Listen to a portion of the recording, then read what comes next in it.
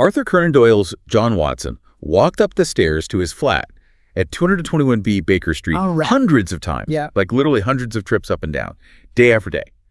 But when Sherlock Holmes casually asked him exactly how many steps there were, Watson just drew a complete blank. He had no idea. None. But Holmes, on the other hand, he didn't even have to think about it. He knew immediately that there were exactly 17 steps.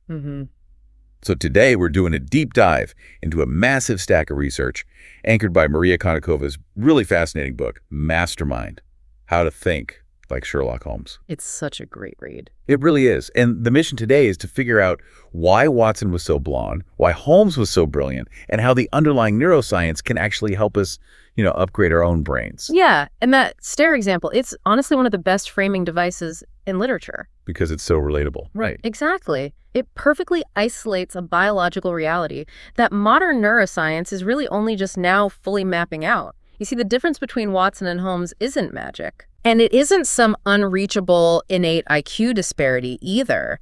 It's the fundamental structural difference between the act of seeing and the act of observing. Which, I have to admit right up front, reading through this source material was a little confronting for me. Oh, yeah. Oh, yeah.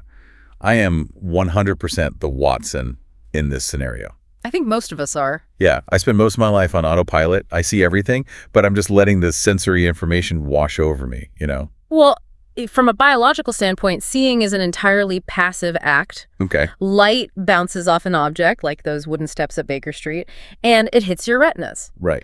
Then the optic nerve fires that data to the visual cortex. And that requires zero cognitive effort. None at all. Right. Your brain is processing the environment just enough to keep you from tripping and falling. Yeah. But it's not storing the data. It's not holding on to it. It's just passing through. Exactly. Observing, however, is a metabolically expensive action. Metabolically expensive? Yeah. Meaning it burns energy. Yes. It requires you to consciously allocate attentional resources. You actually have to engage the prefrontal cortex to direct your focus. Yeah. You have to physically tell your brain, hey, this specific detail matters. Okay, so if I actually do the work, right? If I engage my prefrontal cortex and genuinely observe the number of steps or whatever, where does that information go? Well, that leads us right into the core metaphor. Right, the metaphor Konnikova brings up from the stories, which I haven't been able to stop thinking about, the brain attic. The brain attic. It is Conan Doyle's conceptualization of memory and cognition. Holmes tells Watson to imagine a person's brain as a physical, empty attic. Okay. And you have to stock it with furniture of your choosing. A fool takes in all the lumber of every sort that they come across. Right, so the useful knowledge just gets crowded out by the junk. Exactly. But a mastermind treats that attic like a highly curated, immaculate library. Okay, so let's unpack this for a second, because if my brain is an attic, I am basically a hoarder. Most people are in the modern world. Seriously. I've got random celebrity gossip I don't even care about, useless stress about things I literally cannot control, and, half-remembered jingles from commercials from the 1990s. Oh, absolutely. It's just floor-to-ceiling junk in there. But is it actually realistic to control what goes in there? What do you mean? Well, if I'm bombarded by like 5,000 ads a day and constant push notifications on my phone, doesn't my brain just soak all that up involuntarily? It feels involuntary, sure. Yeah. I mean, how can I possibly play bouncer to my own subconscious? It's a great question. And the truth is, the mechanism of memory encoding is actually highly selective. Really? Yes, you are the bouncer, even if you don't realize you're checking IDs at the door. Okay. In psychology, there's a concept we look at called motivated encoding. Motivated encoding. Right. And Konnikova highlights this through what's called the Scooter-Libby effect. Oh, right. Named after the political operative involved in that 2007 trial. Yes. And just to interject a quick note here for our listeners, the source material discusses this purely as a psychological case study. Right. We are totally impartial here. Yeah. We are not taking any political sides, left or right. We are just looking at the cognitive science of this specific event. Exactly. So in the trial, Libby claimed he couldn't remember revealing a CIA employee's identity to reporters. Which seems wild. Yeah. Jurors thought he was lying, right? Because it seemed way too important to just forget. Right. How do you just casually forget that you outed a covert agent? Exactly. But neurologically speaking, it's actually very possible. We only successfully store information in the attic when we possess a high motivation to remember, or MTR. MTR, okay. And that motivation has to be present at the exact, precise moment the memory is formed. Wait, really? At that exact second? Yes. Your brain flags information using neurotransmitters like dopamine to signal what is worth physically wiring into your long-term memory. So if Libby wasn't motivated to encode that specific conversation while it was happening, maybe because he was focused on a totally different political goal in that moment, his brain simply wouldn't have filed it away. Wait. So the motivation has to happen at the front door of the attic. Exactly. If I try really, really hard to remember something later, during the retrieval process, it doesn't matter. It doesn't matter at all. Oh, man. No amount of motivation during retrieval will help if the information wasn't properly encoded in the first place. You simply cannot retrieve a file that you never saved. Wow.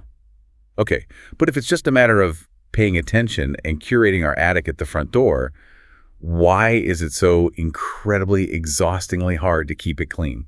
Because you're fighting millions of years of evolutionary biology. Oh, great. Yeah, our brains are physically wired to be lazy. Lazy. So my hoarder mentality is natural. Very natural. It's an energy conservation tactic. Think about it. The brain makes up about 2% of our body weight. Okay.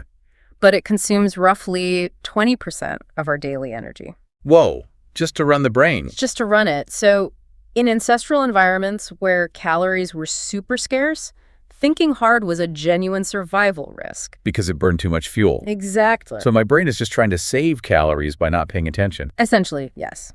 And this brings us to the dual process theory of the mind, which psychologists often refer to as System 1 and System 2. Okay.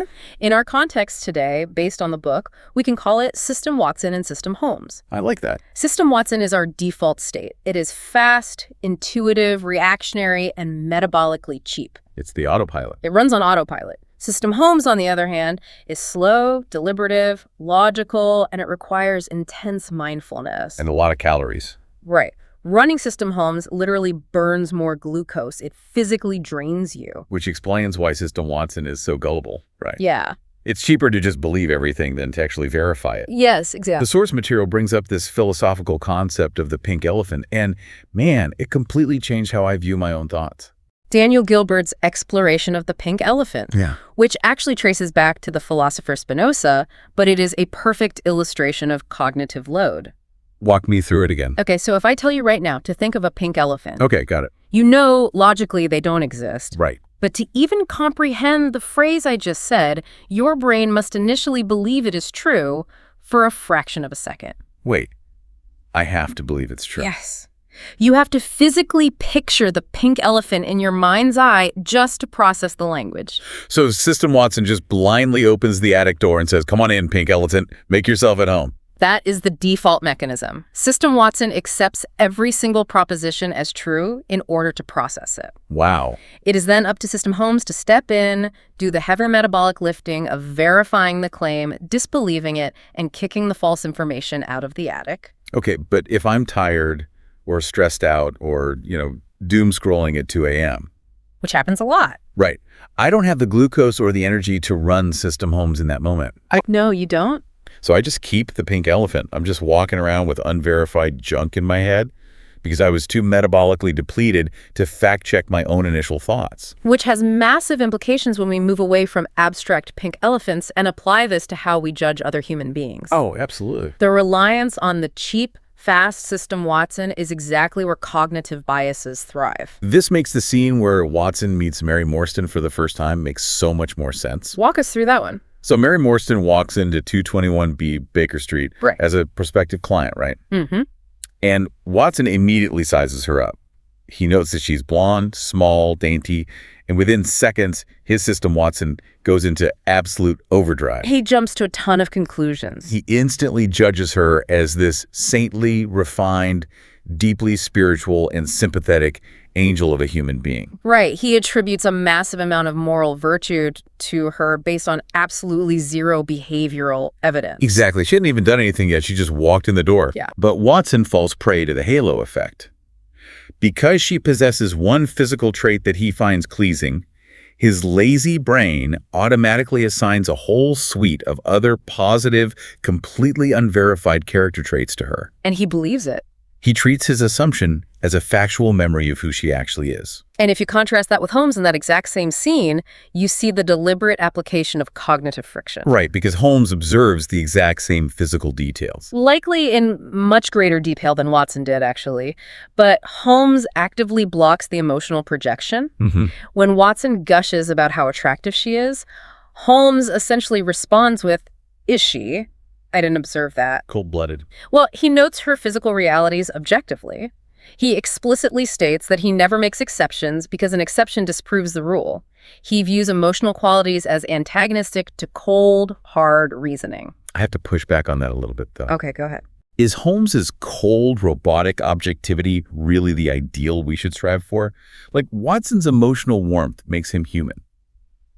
If we strip away all emotion, aren't we just turning into computers? It's a totally valid critique, and honestly, Holmes's complete detachment is often his greatest personal flaw in the stories. Right. The goal isn't to eradicate emotion entirely. Okay. The goal is to prevent emotion from masquerading as objective fact during the initial observation phase. I see. You can feel empathy for Mary Morstan, but you shouldn't let that empathy blind you to the fact that she might be lying about her case. That makes sense. The danger isn't having emotions. The danger is how the brain uses those emotions to fabricate reality. Well, here's where it gets really interesting, though. Watson didn't just passively accept a bias about Mary Morstan. No, he didn't. He actively constructed an entire narrative about her soul based on the cut of her dress. Yes. Why does System Watson feel this desperate need to hallucinate reasons and stories? Why can't it just say, hey, she's blonde and I don't know anything else about her? Because the human brain possesses an intense intolerance for ambiguity. It hates a vacuum. It really hates a vacuum. And neurologically, we can trace this back to a fascinating mechanism called the left brain interpreter. Oh, man. This part of the deep dive blew my mind. It's incredible. The neuroscientist Michael Gazzaniga proved this through some truly remarkable studies on split brain patients. Yes, the patient WJ study. We have to talk about this because the mechanics of it are just unbelievable. They really are. So patient WJ suffered from severe epilepsy. Okay. And to treat it, surgeons severed his corpus callosum. And that's the thick bundle of nerve fibers connecting the two halves of the brain, right? Exactly. It connects the left and right hemispheres. So after the surgery, his left hemisphere and right hemisphere were physically isolated. They could no longer communicate. Not at all. So he literally has two disconnected attics in one head. Precisely. Now, it's really important to understand the biological routing here for the experiment to make sense. Okay, lay it out for me. The left hemisphere controls speech. Okay, left speaks. And it controls the right side of the body. Got it. The right hemisphere controls the left side of the body, and it processes the left visual field, but it has no capacity for language. So the right hemisphere cannot speak. It cannot speak. Okay, so researchers have this super unique opportunity to test the two halves independently. Right. So here's what they did. They flashed a picture of a chicken claw exclusively to the patient's left hemisphere. The one that can talk. Yes. And simultaneously, they flash a picture of a snowy driveway exclusively to the right hemisphere. The one that cannot talk. Correct. Then they placed a bunch of random physical objects in front of the patient and asked him to point with both hands to the objects that matched what he saw. Okay, so the right hand, which is controlled by the left hemisphere that saw the chicken claw, points to a chicken. Yes. And the left hand, which is controlled by the right hemisphere that saw the snow, points to a snow shovel. Which makes perfect sense based on what each half saw. Both actions are perfectly logical based on the visual inputs. But the speaking part of the brain, the left hemisphere, it didn't see the snow. That is the crux of the entire experiment. Okay. The researchers asked the patient out loud, "Why did you point to the chicken and the shovel?" And the left hemisphere hears this question. It does. It knows why it pointed to the chicken. But it is suddenly confronted with its own left hand pointing to a shovel, an action it did not initiate and for which it has zero visual context. So you would think the patient would just say, I have no idea why my left hand did that. You would think that, but that's not what happens. Not at all. Without a single second of hesitation, the patient's left brain interpreter invents a reason. It just makes it up. It answers, oh, that's simple. The chicken claw goes with the chicken and you need a shovel to clean out the chicken coop. It just fabricates a completely logical, totally false story. It hallucinates a causal relationship just to tie up loose ends. The left brain interpreter is a storytelling machine. It takes whatever disparate, unrelated facts are sitting in the brain attic, and it weaves them into a cohesive narrative to give us the illusion of continuity and control. And the craziest part is, he believes it. Crucially, the patient genuinely believes the story he just invented. So Watson sees a dainty dress, and his left brain interpreter invents a story about a refined, sensitive soul. Exactly. And we do this all the time, even with our corpus callosum perfectly intact. We connect random dots and convince ourselves our hallucinated narrative is objective reality. We do it every single day. And once that story is formed, it physically overwrites the objective data, right? Huh? Like Elizabeth Loftus's car crash study. Yes, Loftus's work on memory reconsolidation is terrifyingly relevant here. It really is. She showed participants a video of a car accident. Okay. Afterward, she asked them to estimate the speed of the cars, but she manipulated one single word in the question. Just one word. Half the group was asked how fast the cars were going when they hit each other. The other half was asked how fast they were going when they smashed into each other. So just changing hit to smashed acted like a virus in the brain attic. It fundamentally altered their recall. The group that heard smashed estimated significantly higher speeds. Wow. But the biological impact goes even deeper. What do you mean? When asked weeks later if they remembered seeing broken glass in the video, and just to be clear, there was absolutely no broken glass in the original footage. Not at all. None. The smashed group was far more likely to say, yes, they saw broken glass. So their system, Watson, took the intense word smashed, fabricated a narrative that required high speeds and broken glass to make sense of the word, Right. and then stored that fabrication as a factual historical memory. Because every time you retrieve a memory, you bring it out of the attic, it becomes malleable. Okay. And your brain physically reconsolidates it with whatever new emotions or data are present, altering the synaptic connections before putting it back. Okay, so knowing how flawed our biological hardware is, like knowing our default brain is a lazy, story-fabricating machine that believes pink elephants are real and remembers glass that was never there. It's a bleak picture. It is. Yeah. So how do we actually apply this system Holmes thinking to today's world? Because Conan Doyle wrote these stories over a century ago. Holmes didn't have to deal with the 247 digital news cycle, algorithmic feeds, and endless doom scrolling. Well, the modern environment is essentially engineered to hijack System Watson. Totally. It exploits our instinct for quick emotional reactions and our intolerance for ambiguity. Konnikova highlights a modern phenomenon that perfectly encapsulates this: squatting while texting. Oh, man.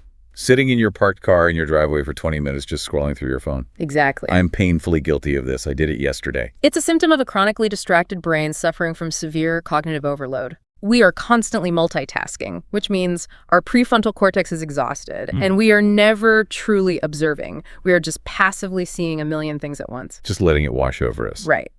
To upgrade to System Holmes in a digital age, we have to aggressively enforce two practices: selectivity and objectivity. Okay, selectivity makes sense based on the attic metaphor. I need to recognize that my attentional resources, my glucose levels, they are strictly limited. I cannot observe everything. Exactly. Holmes didn't notice the weather if it wasn't relevant to his current case. Right. You have to establish a specific goal before you engage with your environment, which primes your reticular activating system to filter out the noise. Okay. Don't let an algorithm dictate what enters your attic. If you are walking into a meeting, your goal shouldn't be the vague hope of surviving it. Right. It should be selective, like, I am going to specifically observe the body language of my client when the budget is mentioned. This is incredibly practical. And the second practice, objectivity, that's about fighting the left brain interpreter. Right? It requires you to consciously pause for evidence.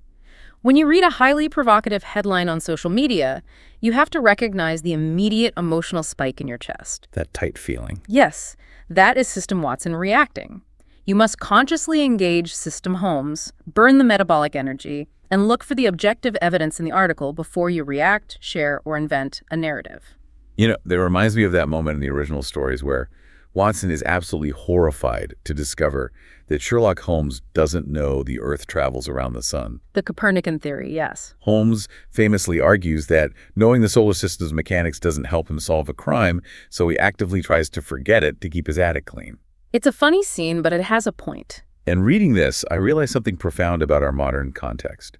We always complain about the internet, but Wikipedia, Google, our smartphones, they're basically an external brain attic. That's a great way to look at it. We don't need to stuff our internal biological attic with raw data anymore.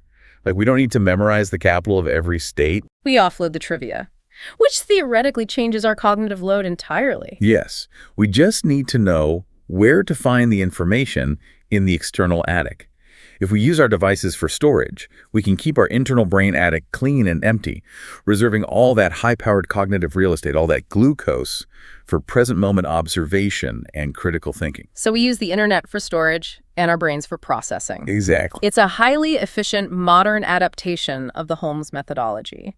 By mastering the index of the external attic, you preserve the energy required to observe the physical world in front of you. So what does this all mean? When I string all these concepts together, the 17 steps, the motivated encoding, the split brain hallucinations, I had this massive realization. What's that?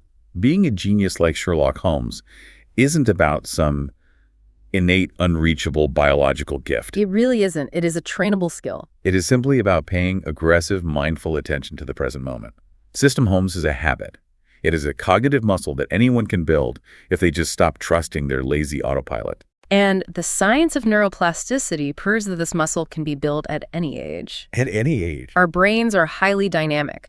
The neural pathways we use become stronger through a process called myelination, where a fatty sheath wraps around the nerve fibers, increasing the speed of the electrical signals. And the ones we don't use. The pathways we ignore wither away through synaptic pruning. Konnikova mentions the incredible story of Ofe, a middle-aged physicist who had never drawn a day in his life. He literally had no artistic talent whatsoever. But he decided to apply deliberate, mindful attention to the physical process of drawing. He forced his visual cortex out of its habitual patterns. How did he do that? Well, instead of letting his left brain interpreter draw a symbolic, cartoonish representation of a chair, he forced himself to observe the raw, objective interplay of light and shadow. Oh, wow. He physically rewired his brain attic through sheer motivated attention, and he eventually became a world-renowned painter. Which proves it is never too late to clean out the junk, rewire those pathways, and rebuild the shells. Absolutely. So I want to issue a challenge to everyone listening right now. Do it. As soon as this deep dive is over, put your phone down. Take System Watson off the steering wheel for just 5 minutes. Pick one everyday thing in your life that you normally just see. Your commute, your coffee mug, the exact expression on your partner's face, and genuinely observe it. I love that. Look at the wear and tear on the handle of the mug. Notice the specific asymmetrical details. Force your prefrontal cortex to do the heavy metabolic lifting of true observation. As we wrap up, though, that reliance on the external attic you mentioned earlier, it raises a rather unsettling philosophical question. Oh, lay it on me. Well, we've established that neuroplasticity is a use-it-or-lose-it biological reality. Right. Myelination requires deliberate practice. So consider the trajectory of modern technology, specifically artificial intelligence. Right now, we use the internet as a storage unit. Yeah. But as AI becomes increasingly adept at synthesizing information, summarizing data, and even observing patterns for us, what happens to our internal system homes? Oh, man. If the AI is doing all the heavy lifting. Right. If we outsource the friction of critical thinking and deliberate observation to an algorithm that tells us what matters and what it all means, do our own neural pathways for system homes physically atrophy? Wow. Holmes built his genius by actively engaging with the world. If we let technology not just store our facts, but actually process our reality, we might be ensuring that we remain permanently stuck as Watson. Just blindly walking up the stairs, perfectly content, but never truly knowing how many steps there are. A perfectly comfortable autopilot while the observation muscle just slowly withers away. That is a terrifying thought to leave on. It's the ultimate test of selectivity. What are you willing to pay attention to? I guess I'll start with the steps leading up to my own front door. Until next time, keep your attic clean.